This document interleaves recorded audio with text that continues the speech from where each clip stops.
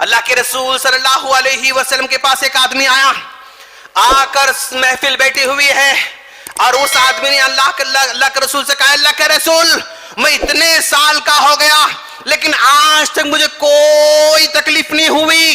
کیا کہہ رہا ہے؟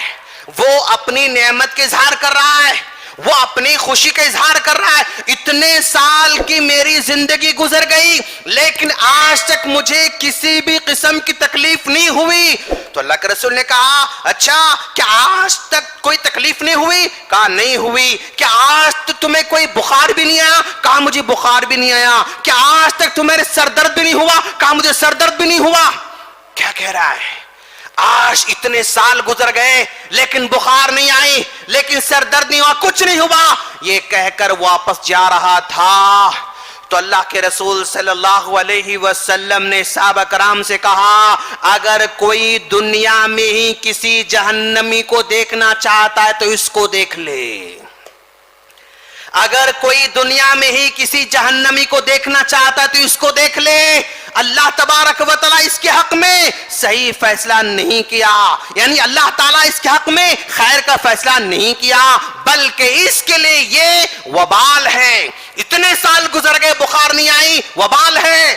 اتنے سال گزرے کبھی سر درد نہیں ہوا، وبال ہے۔ اتنے سال گزر گئے کبھی میں بیمار نہیں ہوا، وبال ہے۔ تو گویا میرے دوست، بیماری مومن بندے کے لیے، مسلمان بندے کے لیے رحمت بن کر آتی ہے، وہ ایک کفر والے بندے کو، نافرمان بندے کو وہ عذاب بن کر آ جاتی ہے۔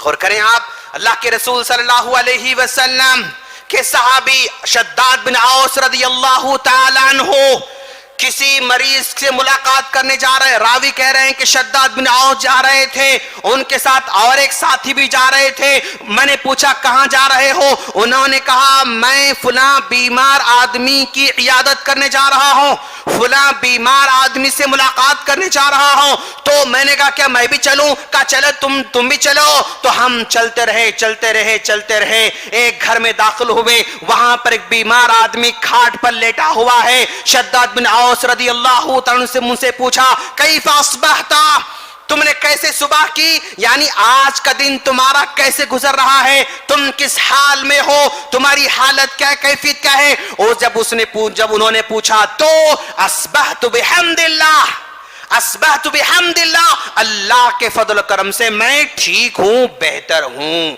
حالانکہ وہ ان شدید بیمار تھا، حالانکہ وہ شدت کے بخار میں تھا، تکلیف میں ہونے کے باوجود بھی انہوں نے کہا میں اللہ کے فضل سے بہتر ہوں۔ اتنا سننے کے بعد صحابی اوس بن شداد رضی اللہ تعالیٰ عنہ نے ان سے کہا ابشر، خوشخبری ہو تمہارے لیے اللہ کی جانب سے خوشخبری ہو، اس لیے کہ میں نے اللہ کے رسول صلی اللہ علیہ وسلم کو فرماتے ہوئے سنا ہے، ایک بندہ بیمار ہو جاتا ہے اور اس بیماری کی حالت میں، بخار کی حالت میں، یا کسی بھی بخار کی یا کسی بیماری کی حالت میں وہ اللہ کی حمد بیان کرتا ہے، اللہ کی بڑائی بیان کرتا ہے۔ کیسے ہو؟ الحمدللہ کہتا ہے۔ کیا حالت ہے؟ الحمدللہ کہتا ہے۔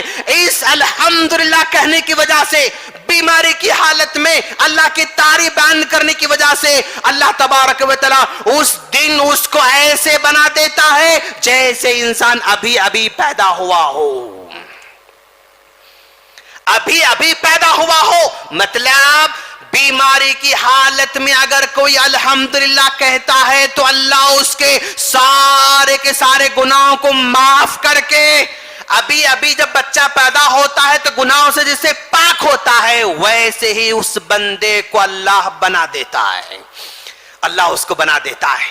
اب غور کریں کہ بھائی اللہ کے رسول صلی اللہ علیہ وسلم عیادت کرنے آتے ہیں، کس کی؟ ام علا رضی اللہ تعالیٰ عنہ کی عیادت کرنے آتے ہیں۔ آپ نے پوچھا کیا حال ہے؟ انہوں نے کہا الحمدللہ۔ اللہ کے رسول صلی اللہ علیہ وسلم نے ان سے کہا تمہارے لیے خوشخبری ہے، تمہارے لیے خوشخبری ہے، یہ بخار جو تم کو ستا رہا ہے، یہ بخار جو تم کو تکلیف دے رہا ہے، یہ بخار ویسے ہی ہے جیسے سونا چاندی کو بھٹی میں رکھ کر تپایا جاتا ہے تو سونے سے گندگی نکل جاتی ہے، چاندی سے گندگی نکال جاتی ہے، اسی طرح یہ بخار تمہارے گناہوں کو مٹا دینے والا ہے۔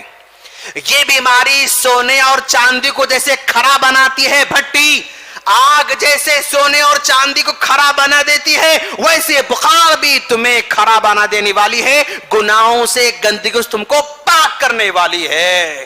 اب غور کریں، ہاں، اور ایک صحابیہ کے پاس ام صائب رضی اللہ تعالیٰ کے پاس اللہ کے رسول صلی اللہ علیہ وسلم عیادت کرنے جا رہے ہیں۔ جب آپ نے پوچھا کیا حال ہے تو انہوں نے کہا ہاں مجھے بخار ہے، لا بارک اللہ فی، لا بارک اللہ فی، مجھے بخار ہے، اللہ بخار میں برکت نہ دے۔ اس طرح انہوں نے کہا، اللہ کے رسول صلی اللہ علیہ وسلم نے فرمایا لا تسب الحمى، تم بخار کو برا بھلا نہ کہو، اس لیے کہ یہ بخار تمہارے گناہوں کو ویسے ہی پاک کر دیتا ہے جیسے لوہے کو بھٹی میں رکھا جائے تو لوہے سے گندگی پاک اور صاف ہو جاتی ہے، ویسے بخار تمہارے گناہوں کو پاک اور صاف کرنے والی ہے۔ یہ بخار تمہارے گناہوں کو پاک اور صاف کرنے والی ہے۔ تو گویا یہ بیماری کسی مومن بندے کے لیے ایک نئی زندگی عطا کرتی ہے، اس کے ایمان کو تازہ کرتی ہے، اس کے تقوی کو تازہ کرتی ہے، اس کے دین کو تازہ کرتی ہے، اس کی آخرت کو تازہ کرتی ہے، اس کے جنت کے تصور کو تازہ کرتی ہے، جہنم کو یاد دلاتی ہے اور اللہ سے جوڑ دیتی ہے، گناہوں سے دور کر دیتی ہے، مسجد سے جوڑ دیتی ہے، رکوع سے جوڑ دیتی ہے، سجدے سے جوڑ دیتی ہے اور نبی صلی اللہ علیہ وسلم سے قریب کر دیتی ہے، بشرطے کہ مومن بندہ ویسے ہو۔ اگر مومن ہے تو اس کے اندر بھلائی پیدا ہونے والی ہے۔ زندگی تو اللہ کی دی ہوئی ہے، وہ کبھی بھی لے سکتا ہے، لیکن جب لے رہا ہے ہماری زندگی اس حالت میں کہ ہمارے سارے گناہ معاف، اس حالت میں کہ اللہ ہم سے راضی ہو چکا، اس حالت میں کہ ہمارے گناہوں کا پلڑا ہلکا ہو چکا ہے، ہم دنیا کے بڑے خوش نصیب ہیں میرے دوست، ہم دنیا کے سب سے بڑے خوش نصیب ہیں۔ کیوں؟ ہم ہر حال میں اللہ تبارک و تعالیٰ کی تعریف بیان کرنے والے ہیں۔ اللہ فرماتا ہے وَعَسَىٰ أَن تَكْرَهُوا شَيْئًا، بہت ساری زندگی میں ایسی چیزیں ہوتی ہیں جن کو پسند نہیں کرتے ہو، جن کو ہم پسند نہیں کرتے، جن کو ہم نہیں چاہتے، وَهُوَ خَيْرٌ لَكُمْ، حالانکہ اللہ کی جانب سے وہ چیز ہمارے لیے بھلی ہوتی ہے، ہمیں اس کا علم نہیں ہوتا ہے، اس کے بارے ہمیں پتہ نہیں چلتا، لیکن ہماری بہت ساری ناپسندیدہ چیزیں بھی اللہ کی طرف سے ہمارے لیے بہتر ہوتی ہیں۔ وَعَسَىٰ أَن تُحِبُّوا شَيْئًا، بہت ساری چیزیں ایسی ہوتی ہیں جن کو ہم چاہتے ہیں، وہ ہماری زندگی میں آنا، وہ ہماری زندگی میں لانا، وہ ہمارے ساتھ ہونا ہم چاہتے ہیں، وہ شر لکم، حالانکہ وہ چیز ہمارے لیے شر ہوا کرتی ہے، برائی ہوا کرتی ہے۔ واللہ یعلم، اللہ بہتر جانتا ہے، وانتم لا تعلمون، اور تم لوگ اس کے بارے میں نہیں جانتے ہو۔ تو جو حالات ہمارے ساتھ ہو رہے ہیں اللہ تبارک و تعالیٰ کی جانب سے بھلا ہی ہوگا مومن بندے کے لیے، اگرچہ کہ وقتی طور پر تکلیف ضرور ہوگی، صاحب خانہ کو ہوگی، بچوں کو ہوگی، بیوی کو ہوگی، ماں کو ہوگی، بھائی کو ہوگی، دوستوں کو ہوگی، جس کے وہ جو ہے جو اس کے محتاج ہیں تکلیف ہو سکتی ہے، لیکن اس تکلیف میں بھی اللہ تبارک و تعالیٰ بھلائی رکھا ہوتا ہے۔ اللہ کے رسول صلی اللہ علیہ وسلم فرماتے ہیں لا یزال البلاء، ہر ایک کے ساتھ یہ مصیبت، یہ تکلیف لگی ہوئی ہے، فی نفسہ، کبھی کبھی وہ تکلیف اس کی ذات میں ہوا کرتی ہے، کبھی کبھی تکلیف اس کے ذات سے متعلق ہوا کرتی ہے، وَمَالِهِ، کبھی کبھی مال پر مصیبت آتی ہے، نقصان ہوتا ہے، کاروبار نقصان ہو جاتا ہے، اور جو ہے کاروبار ختم ہو جاتا ہے، مال ختم ہو جاتا ہے، جو بھی اس کے سورس آف انکم سارے ختم ہو جاتے ہیں، وہاں مصیبت ہوتی ہے۔ کبھی ذات پر مصیبت، کبھی مال پر مصیبت، وَأَهْلِهِ، کبھی بیوی پر مصیبت، کبھی بچوں پر مصیبت، کبھی ماں باپ پر مصیبت، کبھی بھائی بہنوں پر مصیبت، کبھی دوستوں پر مصیبت، اور کبھی پڑوسی پر مصیبت، کسی بھی شکل میں مومن بندے کے ساتھ لگی ہوئی ہے، لیکن اللہ کے رسول صلی اللہ علیہ وسلم نے فرمایا اگر تمہاری ذات میں ہو یا تمہارے مال کے ساتھ ہو یا تمہارے اہل خانہ کے ساتھ ہو، لیکن تمہیں صبر کرنا ہوگا، اللہ سے اچھی امید رکھنا ہوگا، اللہ کی بڑائی بیان کرتے رہنا ہوگا، اللہ پر توکل رکھنا ہوگا۔ اگر رکھو گے تو کیا ہوگا؟ حتی یلقى اللہ، یہاں تک کہ ایک دن ہمارا آ جاتا ہے جس میں ہماری سانس بند ہو جانے والی ہے، جس میں ہماری آنکھیں بند ہونے والی ہیں، جس میں ہمیں ایک دن نہلایا جائے گا، جس میں ہمیں ایک دن مسجد میں لا کر جنازہ پڑھایا جائے گا، جس میں ایک دن ہمارے دوست ہمارے بھائی دفن کر کے واپس لوٹ کر آنے والے ہیں۔ یہ آنے والا ہے ہر ایک کے ساتھ، لیکن جب یہ دن آئے گا نا تو وما علیہ من خطایا، اس پر ایک بھی گناہ باقی نہیں رہے گا، بلکہ جو مشکلات آئے تھے ان مشکلات کی وجہ سے اللہ سارے گناہوں کو معاف کر کے چھوڑے گا۔ حتی یلقى اللہ وما علیہ من خطایا، یہاں تک ایک بھی غلطی اور گناہ اس کا نہیں رہے گا، بلکہ سارے اس گناہ معاف ہو جاتے ہیں۔ اب ذرا دیکھیں آپ، اللہ کے رسول صلی اللہ علیہ وسلم نے فرمایا، کیا فرمایا؟ یود اہل العاف یوم القیامہ، قیامت کے دن کچھ لوگ ایسے بھی رہیں گے، لوگوں کو دیکھ رہے ہوں گے، کیا دیکھ رہے ہوں گے؟ حتی حین یعطى اہل البلاء والثواب، کہ کچھ لوگ ہیں دوسرے لوگوں کو دیکھ رہے ہیں، اور وہ لوگ تھے جن کی ذات میں مصیبتیں آئی تھیں، جن کے مال مصیبت آئی ہوئی تھی، جن کے گھر والوں پر مصیبت آئی ہوئی تھی، کسی نہ کسی شکل میں ان پر مصیبت آئی ہوئی تھی، اور انہوں نے صبر کیا تھا، اللہ پر بھروسہ کیا تھا، تو ان لوگوں کو حشر کے میدان میں بڑے بڑے ثواب کے ڈھیر دیے جا رہے ہیں، بڑے بڑے ثواب کے پہاڑ ان کے حوالے کیے جا رہے ہیں، اور ان سے کہا جا رہا ہے فلاں تکلیف آئی تھی تم نے صبر کیا یہ اجر ہے، فلاں بیماری آئی تھی صبر کیا یہ اجر ہے، فلاں تنگی آئی تھی صبر کیا یہ اجر ہے۔ ان لوگوں کو یہ ان کی مصیبتوں پر صبر کرنے سے ثواب دیا جا رہا ہے، لوگ کھڑے ہو کر واچ کر رہے ہیں، دیکھ رہے ہیں، تو ان کے دل میں خواہش پیدا، یودو، وہ خواہش پیدا کریں گے، کیا پیدا کریں گے؟ لو ان جلودہم کانت قررت بالمقارید، دنیا میں ہمیں ذرا عافیت تھی، دنیا میں ہم لوگ سکون میں تھے، یہ ذرا مصیبت میں تھے، تو آج ان کو اتنے بڑے بڑے ثواب دیے جا رہے ہیں، کاش ہم کو بھی دنیا میں ہمارے جلدوں کو قینچی سے کاٹا جاتا، ہمارے جلدوں کو جسم سے نکالا جاتا، ہمارے جلدوں کو جو ہے کٹ کیا جاتا، تو اس کے بدلے میں آج ہم کو اور بڑا بڑا ثواب مل سکتا تھا، لیکن وہ مصیبت ہم پر نہیں آئی، جس کی وجہ سے آج ہم اتنے بڑے ثواب سے محروم ہوتے جا رہے ہیں۔ یعنی یہ خواہش کریں گے ان لوگوں کو دیکھ کر جن پر مصیبت آئی ہوئی تھی، صبر کرتے رہے، اجر ان کو مل رہا ہے، تو جن کو مصیبت نہیں آئی تھی وہ وہاں سوچیں گے، خیال کریں گے، چاہیں گے کہ اللہ ہم کو بھی دنیا کے اندر قینچی سے کٹ کرنے والا عذاب دیتا، یا ہم کو مشکل میں لاتا، ہم صبر کرتے اور آج ہم کو اتنا بڑا اجر مل جاتا۔ وہ خیال کرتے رہیں گے میرے دوست۔ الغرض، بیماری ایک مومن بندے کے لیے رحمت بن کر آنے والی ہے، بس اس پر ذرا صبر کرے، مقابلہ کرے، لیکن دعاؤں تے کرتے رہنا ہے دوست۔ اللہ کے رسول صلی اللہ علیہ وسلم نے دعائیں کی ہیں، مریض کی عیادت کی ہے۔ اللہ کے رسول صلی اللہ علیہ وسلم نے فرمایا اگر کوئی آدمی صبح میں کسی مریض کی عیادت کرتا ہے تو 12 گھنٹے تک 70,000 فرشتے مغفرت کی دعا کرتے رہتے ہیں اس بندے کے لیے، ماشاءاللہ۔ مومن بندے کا زندگی کا ہر لمحہ یعنی ثواب ہی ثواب ہے۔ ایک مومن بندہ اپنے بھائی کی عیادت کرتا ہے، صبح میں کرتا ہے، سورج غروب ہونے تک 70,000 فرشتے رحمت کی برکت کی دعا کر رہے ہیں۔